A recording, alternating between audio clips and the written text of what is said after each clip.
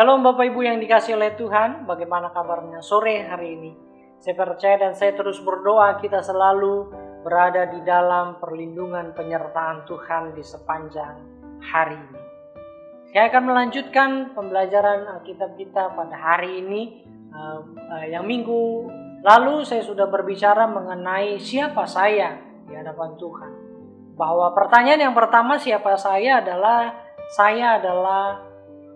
manusia yang berdosa. Karena semua manusia berdosa dan telah kehilangan kemuliaan Allah. Dan kita harus menyadari bahwa pertanyaan-pertanyaan yang demikian akan menggiring kita, mengarahkan kehidupan kita supaya kita tahu untuk apa kita ada di dalam dunia ini dan siapa saya sesungguhnya di hadapan Tuhan. Dan apa rencana Tuhan buat hidup saya, untuk hidup kita semua.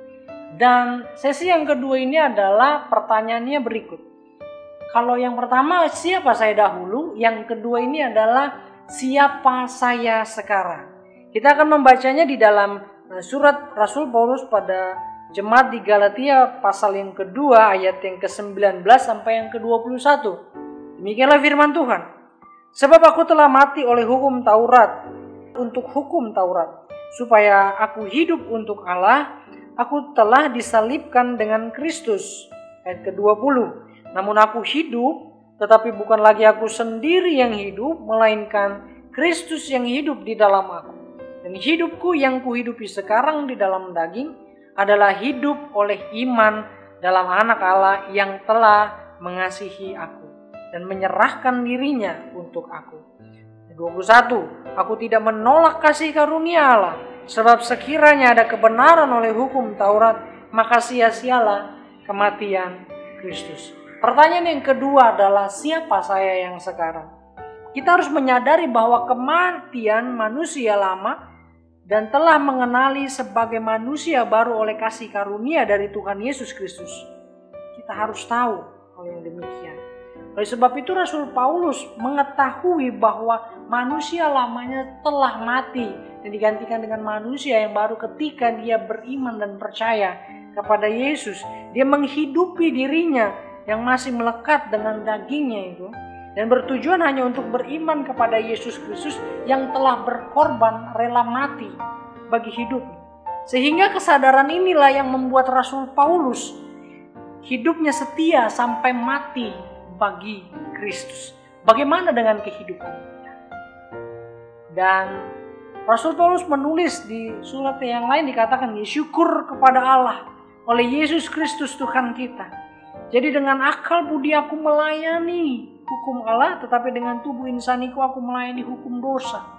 Hidupku bukannya aku lagi. Tadi kita sudah baca.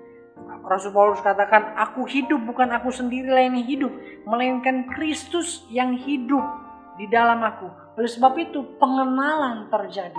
Kalau kita yang pertama katakan siapa saya dahulu, Rasul Paulus juga katakan bahwa siapa saya sekarang. Rasul Paulus menyatakan saya yang sekarang adalah manusia yang baru, manusia yang diciptakan kembali, yang telah beriman kepada Yesus. Begitupun juga dengan kita. Rasul Paulus mempunyai kesadaran akan jati dirinya, siapa dia. Demikian seharusnya dengan kita. Siapa kita sebenarnya di hadapan Tuhan sekarang. Baik kepada manusia maupun bagi Allah. Dan saya percaya bahwa ketika kita menyadari hidup kita hari ini siapa saya sekarang, bahwa saya yang dulu manusia telah berdosa, ketika saya memutuskan untuk percaya kepada Yesus, saya adalah menjadi manusia yang baru. Saya harus menanggalkan kehidupan saya yang lama, meninggalkan dosa dan menjadi seperti Kristus, supaya Kristus hidup di dalam kita dan kita hidup di dalam Kristus. Demikianlah firman Tuhan. Kiranya Tuhan Yesus memberkati kita semua. Immanuel.